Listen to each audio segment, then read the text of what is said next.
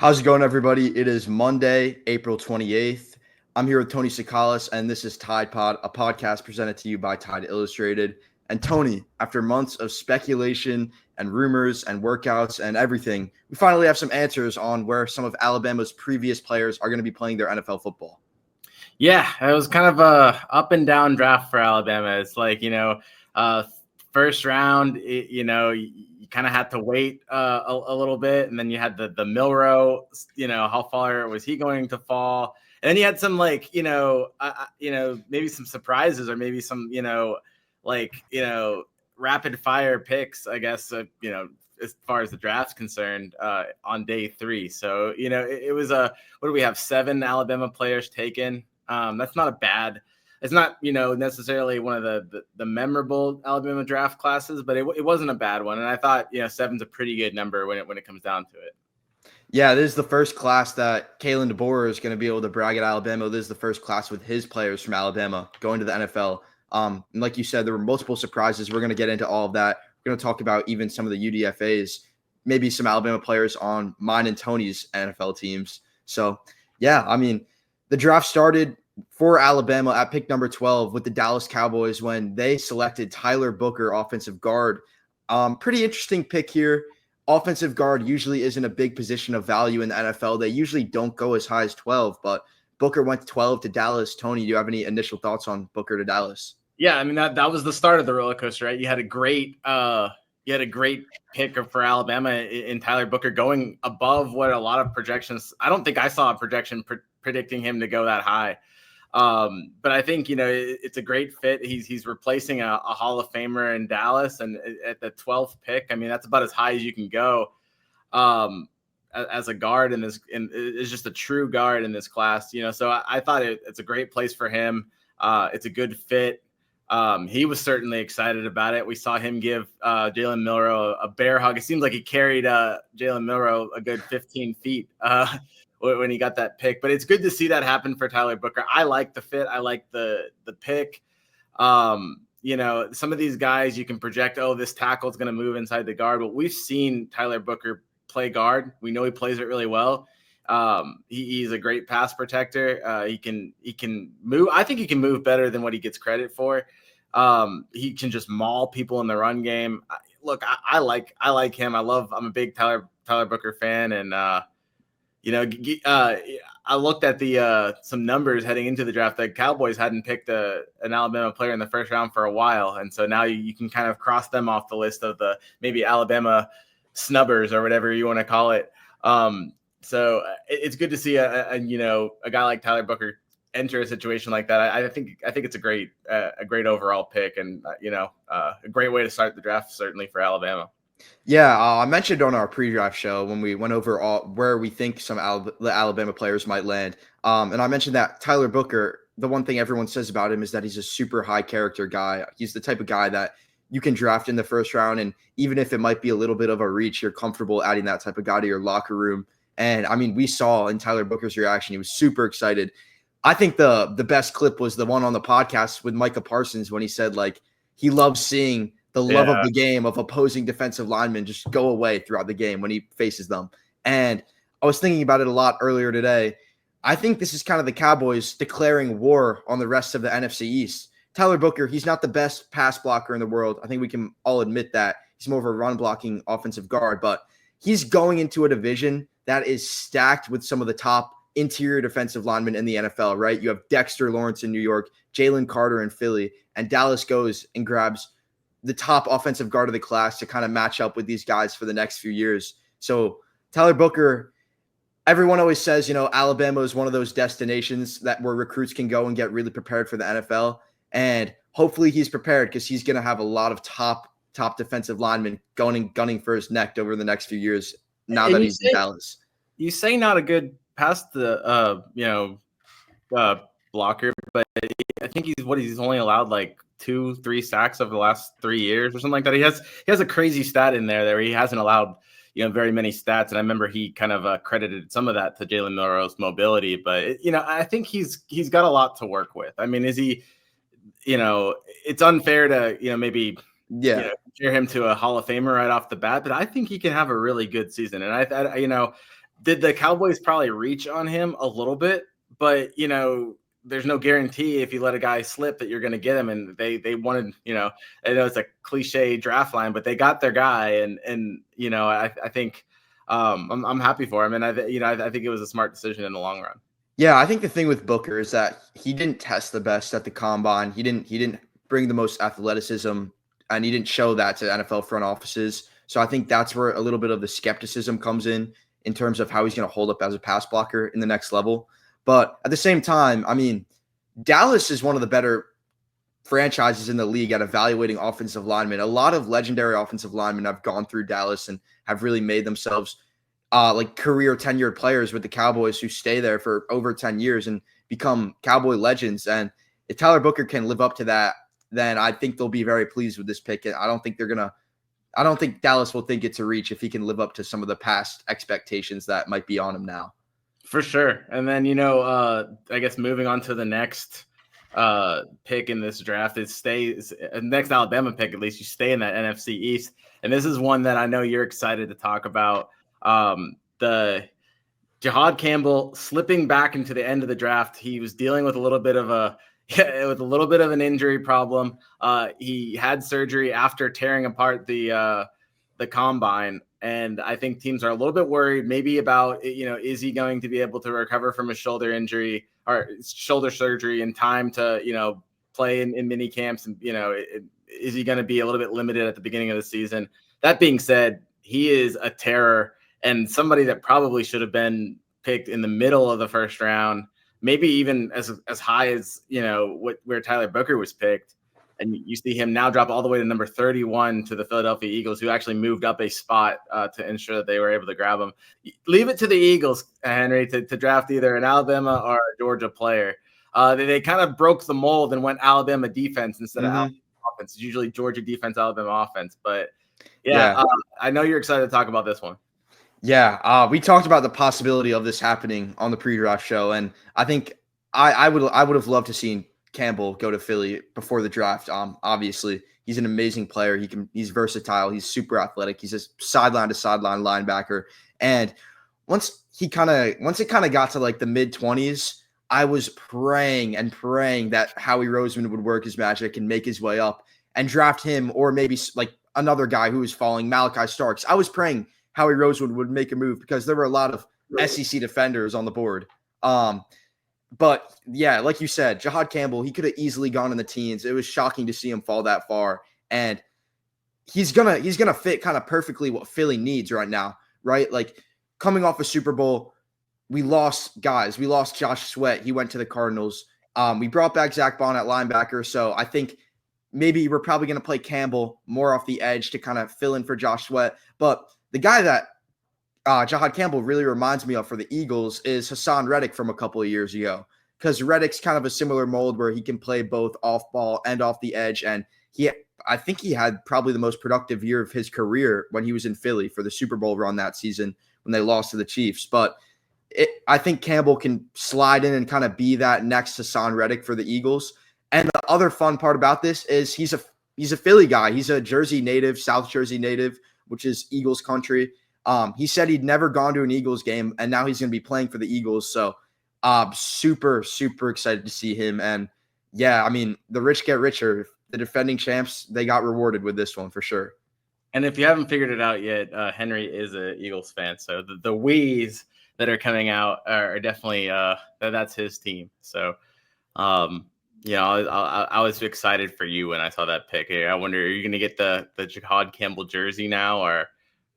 I'm waiting for the number to come out because you can't pull the trigger on draft night, and you never know these days with all the weird number rules they have in the NFL. But regardless, this is awesome. I'm so excited to see Jahad Campbell play for my Birds and hopefully help us go back to back. Well, speaking of people that had to, I guess, wait, Campbell wasn't the only one. Jalen Milroe, I don't think anyone was necessarily surprised to see him fall out of the first round. But then he started slipping a little bit more and more. He ends up going 92 overall, kind of late in the night on Friday night in the third round to the Seattle Seahawks. it's kind of an interesting moment because Sean Alexander was the person that announced the pick for the Seahawks. And obviously, so it's neat to see an Alabama legend announcing an Alabama pick like that. What do you think about that pick? And first of all, maybe, what do you think about Jalen sliding to 92? And then where do you, how do you see him fitting in maybe in a Seattle? Yeah, well, the first thing that came to mind when I saw Jalen was drafted by the Seahawks was, I wonder if Ryan Grubb has sold off his property in the Pacific Northwest yet, because maybe you can make a little trade with Jalen Milroe. Grubb obviously coming from Seattle, and then Jalen going from Alabama to the Seahawks. I honestly think the third round was where I expected Milroe to go. I think every year the QBs, they kind of get a little inflated just because it's quarterback. Like, everyone wants to talk about them. But I think back to a couple years ago, I believe it was the 2021, maybe 22 draft. Malik Willis, kind of similar to Jalen, super athletic, super toolsy prospect, but needed a little more development. And there was some buzz pre-draft for him going in the first round. He falls all the way to the third round, and then the Green Bay Packers pick him up. So I kind of expected something similar to happen to Jalen in this class, especially this draft class being much stronger with some more high-name quarterbacks there. But I think this is fun for Seattle. They're definitely switching up their identity, going towards a mobile quarterback. Milroe at his peak, he's one of the most electric players that you can watch in the sport. And I think the interesting part about this was Jalen going over Shedeur Sanders. I know there's a lot of maybe some baggage there with Sanders. I don't know the specific details, obviously, but that was a little insane to me. I think Sanders is probably a better prospect than Milroe. Yeah, Sanders definitely took a lot of the heat off of Milroe's slide. Nobody really talked about Milroe sliding, if you want to call it a slide, because everyone was focused on Sanders. So, good for Milroe. Didn't have his name, constantly brought up as, oh, this guy's falling in the draft. He's falling in the draft. Obviously, you hate to see that for Shedeur Sanders. I know a lot of people, he's not always the most popular guy. Maybe a lot of people didn't hate to see that from Shedeur Sanders, but look, with Milroe, I think he ended up at a spot that, if I was rating where a spot that he landed, there's goods and bads from it. I think I'd give him a B in terms of fit in destination, because you look at the spot and he doesn't necessarily have that. Milroe's probably at least 2 years away, in my opinion. He doesn't necessarily have that guy that I would, want to learn from, or, you look at the Seahawks quarterbacks, they just traded Sam Howell, but they still have Sam Darnold, who I think they gave a 2 or 3 year deal. Yeah. He's on a 3-year deal, but the deal actually, I think I'll get into it. The deal helps Jalen a lot because the contract they signed with Darnold has a lot of flexibility in it, where if they want to, they can get out of it after this season. Yeah, just based on how the guarantees work and everything. You've got Darnold. You also got Drew Lock in there as well. So, it's a quarterback room that allows him to just develop. I don't think there'll be any I think he's probably number 3 on that depth chart right now, behind Darnold, then Lock, then Milroe, but that's fine. It's also the reason why I give it a B is, well, he doesn't have necessarily anybody to learn off of. He doesn't have that savvy vet that's been, there in the league and really, has established himself. His competition, if Jalen can develop, it doesn't seem like there's that much in front of his way, in blocking his path, so to say. If he can really turn on, hit the switch on his career and maybe get those passing yards and consistency in the intermediate game, up, I think that, he kind of has a path to the field. I think he can beat Darnold. I think he can beat, Drew Lock if things start to click for him. So I don't hate it in that regard. I think you're going to see, at this time next year, I think you're probably going to know, okay, has Jalen taken those steps or not? Just the upside with Jalen is so high. And that run tool that he has. There's just the fact that he can just burn anybody, even at the NFL level. He's really Lamar Jackson. Just needs to get the passing part of his game down. But as far as, mobility is concerned, he's just like Lamar Jackson. Maybe even, he might be even more. He might be better than Lamar for mobility. Yeah. So, you see why Seattle pulled the trigger. You see why, maybe, they're willing to risk the inconsistencies in the passing game. But it'll be interesting, no doubt, to see, if Jalen can kind of put it all together. He didn't really do it at Alabama, but we'll see if he can do it in Seattle. Yeah, I think the thing that kind of flies a little bit under the radar with mobile quarterback prospects is Jalen. I think a lot of people would say he probably has the highest ceiling out of any quarterback in this class just because the physical tools he has and the athleticism he brings. But also, I actually think his floor is decently high just because if he has to play day one, maybe the passing isn't fully consistent there. But at the same time, you have that rushing ability to bail out on, which a lot of guys can't really rely on. And I think that's why, like, worst case scenario, he doesn't develop as a passer, and you still have a super athletic guy back there that you can maybe turn to a Swiss Army knife player or do whatever you want with it. But I think that actually brings you a lot of flexibility. I disagree there. I think he has, kind of a low floor, because I think, as high as his ceiling is right now, he's got a long way to get there. He's not close to that high ceiling. And so, you're saying, from what you're saying, you're probably making him into more of a Taysom Hill. You don't take Taysom Hill with the 92nd pick in the draft. He is a end of the draft guy. You don't want a gadget player on day 2 of the draft. So, I do think he was a risk per se, because I do think that there's a lot of those tools that need to develop, but you look at that potential, it's so high that that's why you do it, but I think he's got a while to go with some of those passing stats. Yes, he's athletic enough that you can do stuff with him, but how valuable is that? Maybe 5 snaps a game. I don't know. It's might change this year. They might put him in for a gadget or 2 play this year as that kind of player, but I don't think he's ready to lead an offense. I'm just saying, as a backup, like this year specifically, if Sam Darnold gets hurt or something, or God forbid, but if Jalen has to play, I think he offers you a little bit of a higher floor maybe than a traditional backup, just because you can bring him in. He kind of changes the pace of your offense a little bit and can mix it up for when another defense is trying to match up with your scheme and stuff. It's a change of pace, and I think that floor is valuable because you have that rushing there. You have the rushing, and Jalen, he has an arm too. He can make the deep passes, so it's going to be fun.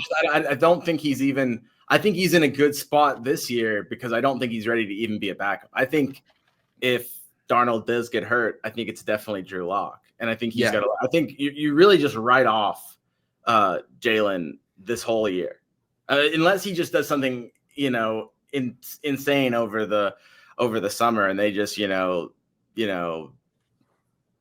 instill this they just do wonders on him, in the preseason. I just don't see him really being a factor this year. I think next year is when he can maybe step up, and then you're talking about being a capable backup, and then you start working him in, It's almost like you're drafting Jalen to treat him like a rookie next year. That's how I kind of see it. Like, you just totally write off this year. You get him learning your system. You start working on his fundamentals, and then next year you start treating him like a rookie. Maybe he's not your starting quarterback, but maybe you ease him into the season, into the team, midway through the season. And I think that's when you start to really see, okay, is he going to sink or swim? But if you I think right now, if you put Jalen Milroe, behind the offense in Seattle, he'd fail miserably. I don't think he would say that, but I think most people would say that, so he's got a while to go.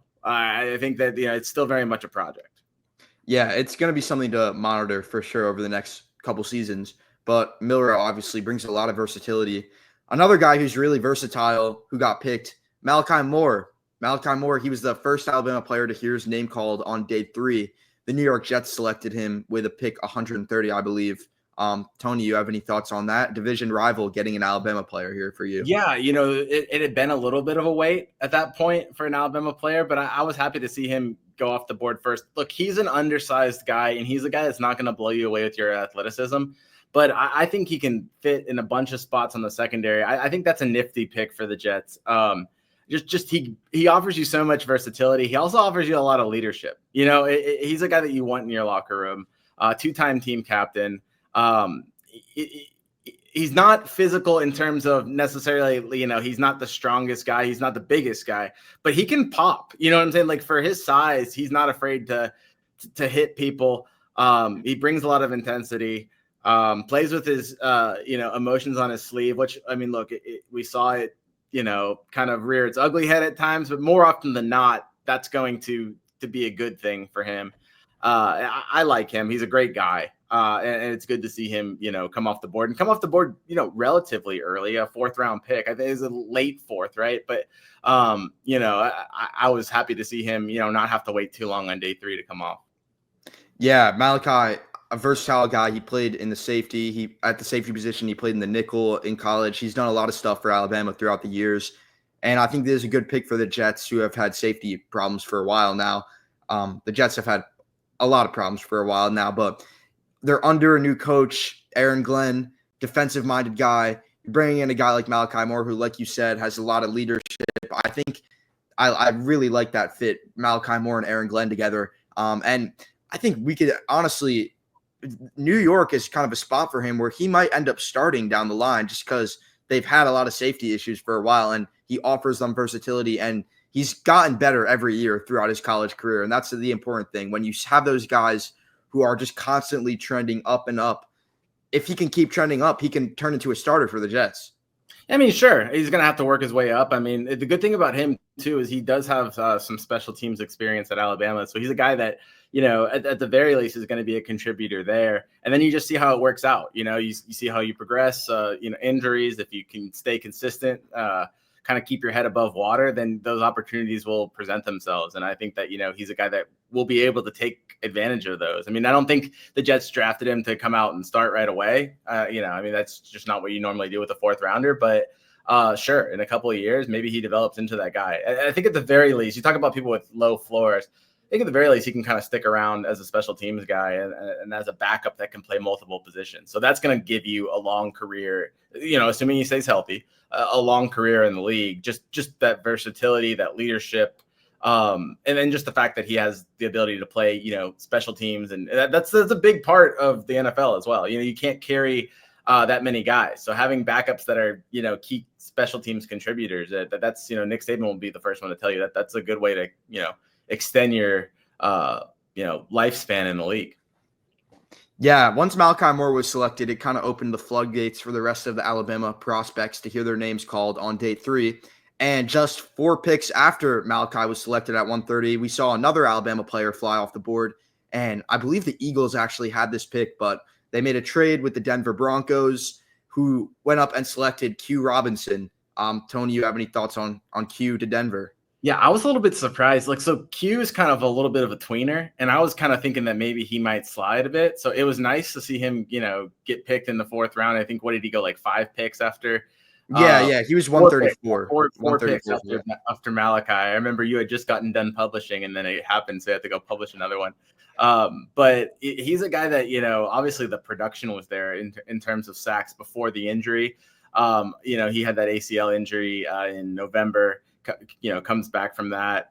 We'll see how he's able to do. He's a guy that's, he's not necessarily the biggest, and I wonder if that's going to hurt him at the NFL. He's not, he's kind of like he's kind of lean, but he's just kind of in the middle of between what you want at that position.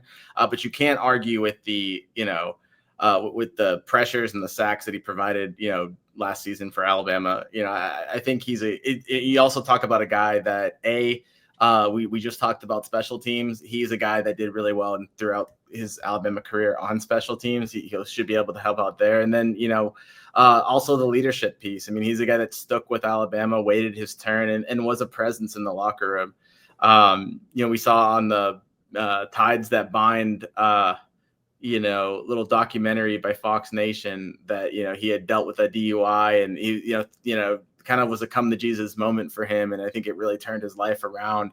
I think that, that's, I think you're getting another high character guy in Q Robinson, and a guy, with a little bit of versatility. I don't know if he, his ceiling is necessarily that high. Like I said, I don't necessarily love the way he's built and how that translates to the league. But he's a guy that can do a lot of things. And, even if he's never necessarily a star, right, I think he can have a decent career in the NFL. Yeah. I really like this pick for Denver, actually. Yes, I was making lunch when this flew off the board. Malachi just got selected, and I published the article, and then I went to make a sandwich, and all of a sudden Tony was blowing up my phone. Q Robinson gets picked, so that was a little bit of a came out of nowhere because I don't know if anyone really expected Q to go this high, but I'm a big fan of this pick for Denver. Obviously, you're adding him to a team with a very experienced defensive coordinator in Vance Joseph, and when I see Q, he's more of a developmental guy.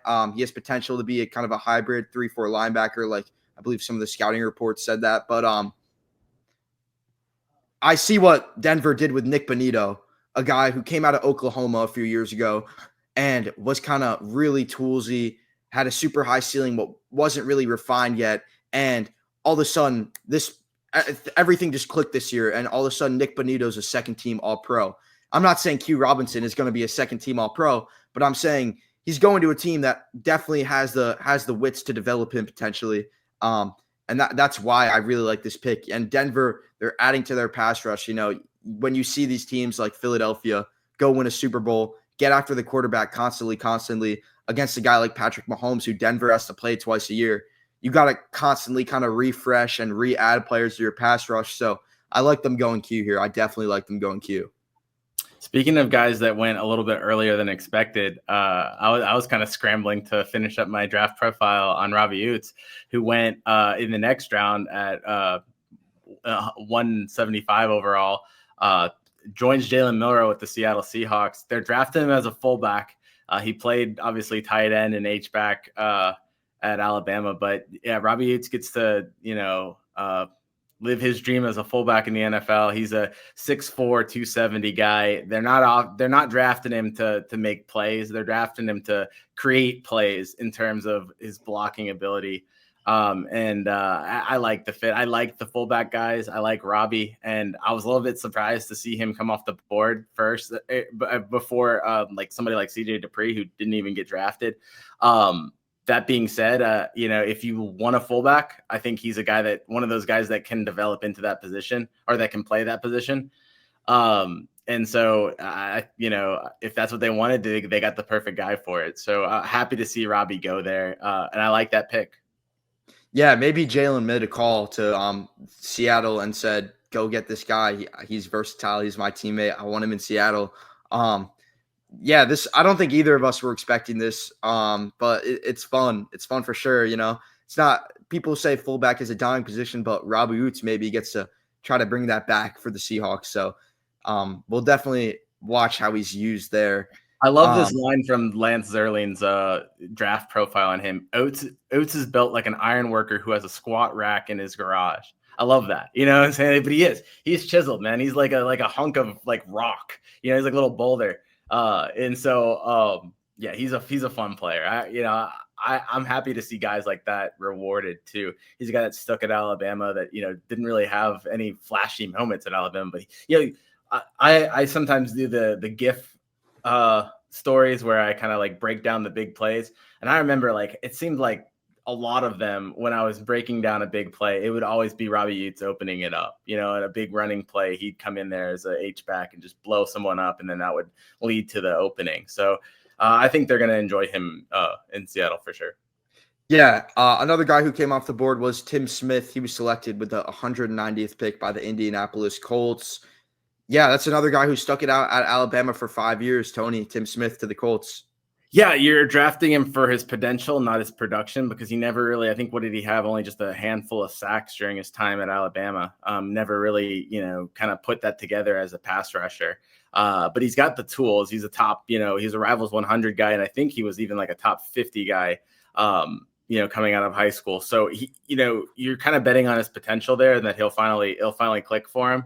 You're in that area too, where you're in the 6th round here at 190. The Indianapolis Colts took him, so you're just kind of going off of potential. But he's got a lot of talent. He just hasn't put it together. So we'll see if he's able to do that. But I don't hate the pick there at 6. I think you're looking for a diamond in the rough. I think Tim Smith could be that. Yeah. Tim Smith was the last Alabama player to hear his name called, but Alabama did have a duo of UDFAs that got a phone call and got signed. starting off with your boy. He's going down to New Orleans, turning it upside down. James Burnip. What do we think about James Burnip going to New Orleans? The interesting thing about James is when I was talking to him, I asked him, like, so what's your favorite food, in America, and I was expecting him to maybe say barbecue since he's in the South and all that. And he likes barbecue, but really for him, it's the Cajun food. He loves he loves jambalaya. He loves gumbo. He does all that kind of stuff. And so for him to go to the Saints, I thought was pretty fitting from what he told me. Is like, I'm glad he'll get to enjoy his favorite types of food down there. He'll be competing with another Australian for the starting job. The Saints have struggled at punter, so I think that he has a chance. He's going to go with Matthew Hayball is the current Saints punter. I think that James Burnip has a chance to beat him. The Saints haven't been that reliable as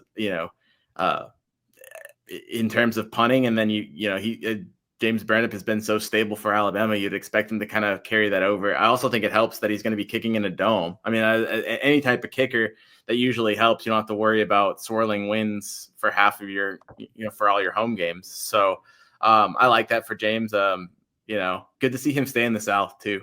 So I'm rooting for the team. The last time he makes it, but I think I'm betting on him. The last time we saw James was at the Senior Bowl down in Mobile, not too far away from New Orleans. And the one thing I remember about that is, I mean, punters aren't really the thing that a lot of people are watching at that type of event. Everyone's either watching the wide receivers or the O-line, D-line drills, and the special teamers don't really get a lot of love at the Senior Bowl. And I remember specifically in like the media scrum at the media day they had with all the players just in one big conference room at this hotel or this convention center. James was just chilling at a table, sitting alone, playing cards with a couple other of the special teamers. So, I mean, he's a good guy. Tony's talked to him. Tony, had that nice little bit going with the upside down pictures of him for a while. So I'm glad that he's going to get a shot in the NFL. And the one last Alabama player who's going to get their shot, I talked about Jahad Campbell going to my Eagles, but I wasn't the only one on this podcast who saw an Alabama player go to their team. Tony, the New England Patriots signed C.J. Dupree. Yeah, I love the pick for the Patriots, who didn't draft a tight end. Look, the Patriots, they don't need a starting tight end. They need, guys that they might be looking for a third string tight end. And I actually think that CJ Dupree could be that. I was surprised that he didn't get drafted. He's a guy that I think underperformed at Alabama, and I'm not necessarily sure that was his fault. There were some deficiencies in the passing game with, especially with Jalen Milroe's struggles late last year. I think CJ Dupree, had it been in a more fortuitous passing situation, I think he probably puts up better numbers. I mean, we saw he's first of all, he's an inline tight end that can do both. We saw what he can do, on catches after, what he can do after the catch. We've seen him hurdle a guy at Alabama. We've seen him do it a couple times, I think, in Maryland too. Didn't he lead all players in terms of bench reps at the combine? He's strong as heck. So he's a guy that, you'd expect to be drafted. And I thought it was, a steal for the Patriots. I wouldn't be surprised if he makes that roster. I wouldn't be surprised.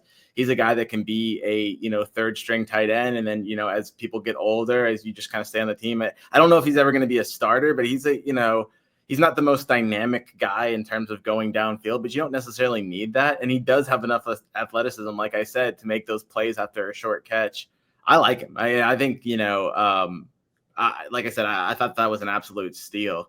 You can kind of see like, okay, they don't draft James Burnip because he's a punter, but tight end's a position that you can afford to have a few of them. I'm surprised that a team didn't take a stab at him late in the draft. But I'm kind of happy they didn't, because my Patriots got him, and I think he's going to stick. I think he's going to be at least somewhat of a useful guy for them over the next few years.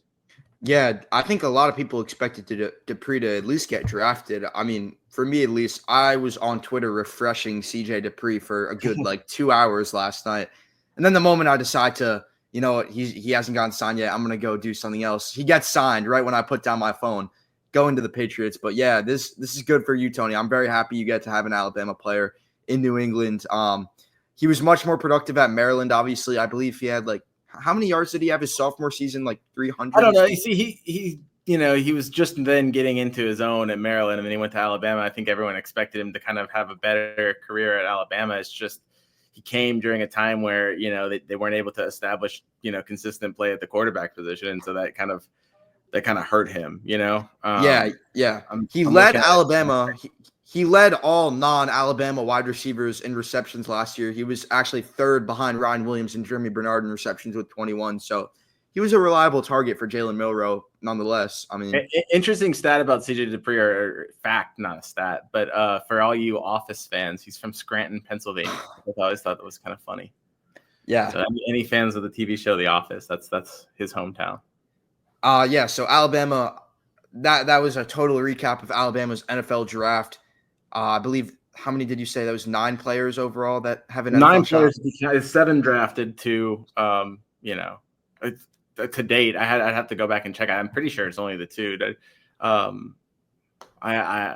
I guess we'll have to go back and check. I mean, maybe there's some other opportunities for guys like Graham Nicholson, or, you know, just some of the other players that Alabama had. So it'll be interesting. You know, one thing though, before we go, it was interesting that Trey Amos, of the players that transferred from Alabama last year, Trey Amos was the only person to get drafted. You know, you saw Isaiah Bond not get drafted. You saw Seth McLaughlin, despite winning the Remington Award for the best center in America, didn't get drafted. I think Amari Kite was in there, didn't get drafted. So it was just kind of interesting that, you know, Trayshawn Holden as well, Trayshawn Holden, Alabama guy. And that was a couple years back, but yeah, Trayshawn Holden, another guy that, you know, leaves and doesn't get drafted. So there is something to say about, you look at a guy like Robbie Utes, who stuck it out, stayed at his university, finally got his opportunity, and then gets drafted. I don't know what's behind that. I know each one of those guys have different, you know, Bond's in a little bit of legal trouble. You know, Seth McLaughlin's coming off an injury. Had it not been for those 2 things, maybe those 2 people get drafted. But at the same time, you know, it's not always, the grass isn't always greener at that, you know, in the other pasture. And, you know, maybe teams look at that too. Maybe teams look at, you know, okay, this guy has stayed. And, you know, if I'm looking to, you know, have a guy that, you know, if it works out here, is he going to want to sign a, you know, maybe can I get a deal on him on a second contract? You know, maybe those things that influence it. I don't know. You know, I was kind of actually rooting for those guys to get drafted. You know, the people that we get to cover, even when they leave, I kind of want them to do well. But yeah, that was at least one interesting thing to point out, though, is, you know, yeah, it wasn't necessarily a great, you know, draft for people that left Alabama. Yeah.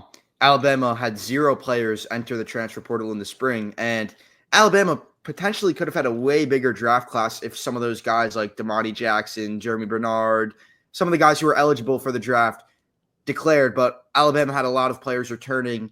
And next year might be a way busier year for Alabama. Tony, you published a column this weekend about how Alabama is going to have a way busier first round this year. Do you care to dive into that a little bit and talk about some of the guys you mentioned? Yeah, I tried to get a little interesting with my picks. You know, I didn't take, obviously the one that jumps off the bat is Caden Proctor. I think, you know, as long as he stays healthy and keeps on, you know, we saw him take a major step in year 2. If he takes another one in year 3, I think being a 5-star tackle, you're going to see him, if he can play to his potential and stay healthy. He also got to keep the weight under control, but I think he's a top 10 pick, maybe a top 5 pick. He might be the top tackle off the board, depending on the year that he has. He's, you know, that talented.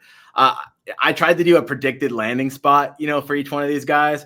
That's, you know, totally unknown. You have no idea how they're going to do or how the NFL team, but I said the New York Giants, a team that, you know, I don't think the New York Giants are going to be that great next year. They took they traded up to get Jackson Dart. They have him, Russell Wilson, Jameis Winston, and Tommy DeVito. They have like 5 quarterbacks, but like none of them can win. At least not this season, I don't think. So I think they're going to be right back down there. Obviously, you know, they also, you know, like, I think that they, you know, have a chance to build a good offense, but they're going to need someone to protect one of those guys. And I like maybe Caden Proctor going there.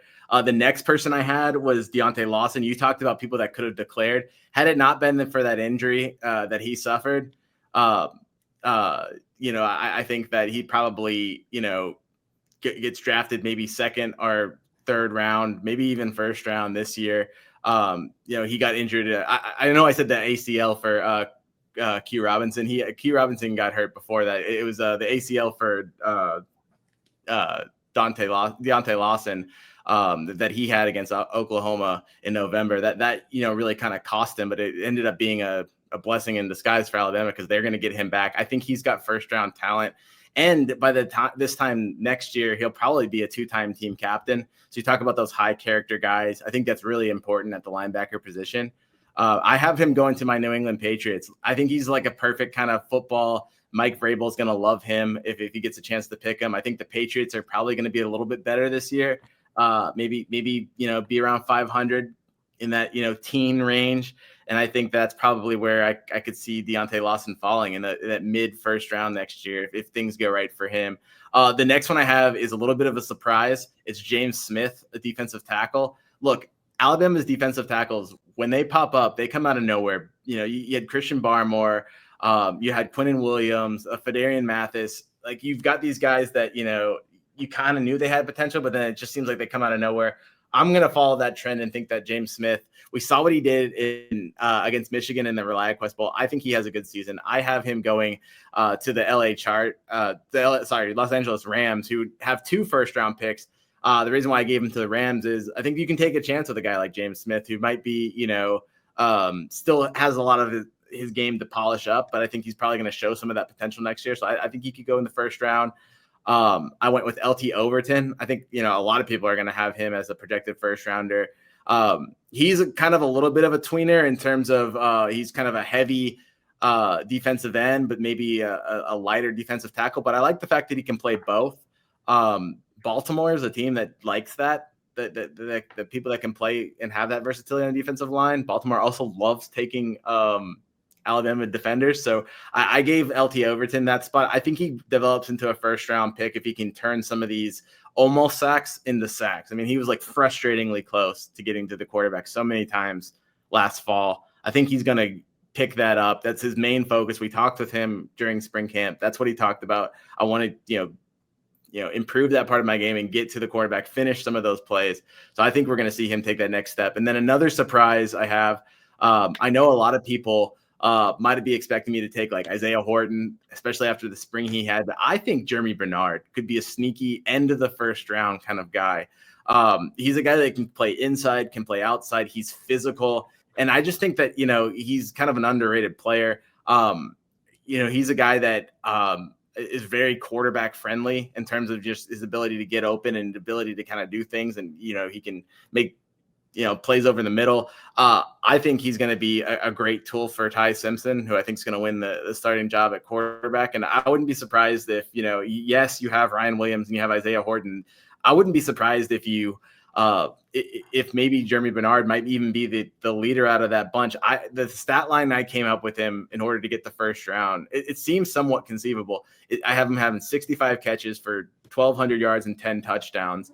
I think the thing that you really saw him, that sounds like a lofty stat line, but last year with Jalen Milroe, especially with the struggles, Bernard still had 50 catches for 794 yards and 2 touchdowns. I think, a lot of, not getting the touchdowns is just, unlucky. I could see him putting on an extra, 400 yards through the air and 8 more touchdowns. And I think that might get him in that first round range. That might be a little bit of a reach. He's not necessarily your, blow your way with your athleticism kind of guy, but I just love his game. I could maybe see him, kind of surprising people this year. And I have him going to the Bills, being that kind of like maybe that next piece, that reliable receiver that, maybe gets Josh Allen to the Super Bowl. Yeah. Alabama will definitely have a lot of other guys getting NFL draft consideration beyond your list. Even, you mentioned guys like Isaiah Horton, guys like Damani Jackson on defense, Keon Sabb, Bray Hubbard. There's a lot of guys who have NFL potential on Alabama's roster, or at least right now, which is Ty Simpson. Who knows? Yeah, maybe who knows? Ty Simpson, he gets into the first round. Sure. We're a year out, but it's looking to be a much more busier April for Alabama's players and a much busier pro day and draft cycle for Alabama next year. It's going to be fun to watch. Oh, for sure. And I'm one of these mock draft addicts, like I mentioned in my column, so I'll be following it the whole way. And it's like I maybe take a week or two off in terms of mock drafts, but then I'll be monitoring the future ones, the way too early ones. So it's one of the my guilty pleasures for sure. Yeah. Well, that wraps up everything we have today on Tide Pod. We appreciate you guys tuning in as always. Tony, any parting thoughts? No, I think I'm just ready to move into the summer now. This is kind of like the last event, I would say, of the season in terms of, at least the way I cover things. I'll have some, off-season stuff, of course, and we'll even maybe I went to the Alabama softball game today, so I might even have a little bit of look of how their season's shaping up following their last home game. But we'll have plenty of stuff on Tide Illustrated. But I am looking forward to kind of moving into the off-season now, and this is kind of like the last little step. One thing I will say, caveat is, when I walked outside today onto my porch, it was hot out, and it's hot today. So when it gets to this point in the year, when I start feeling really hot outside, that's when I'm in summer mode. I'm ready to relax a little bit, maybe put my feet in the sand and just chill. So for sure. Yeah. But like I said, appreciate you guys all tuning in. And stay tuned to the site for more content, and we'll see you soon.